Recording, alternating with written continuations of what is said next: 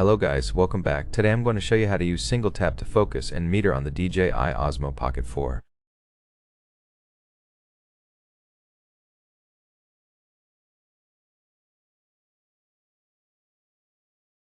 Tap to focus means we select the thing on the screen that we want to focus on.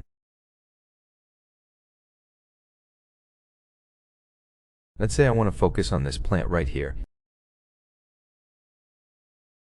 I'm going to move it a little lower just so you can see. Let's say I want to focus on this plant and just keep focusing on it. All you need to do is just single tap on the thing on the screen that you want to focus on.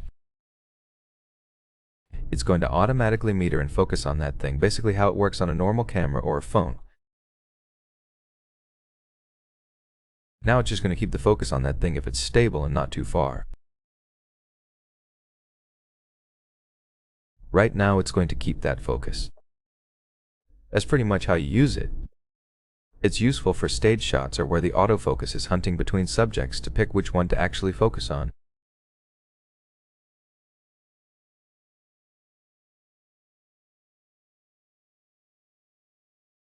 All you need to do is just click and it will focus for you.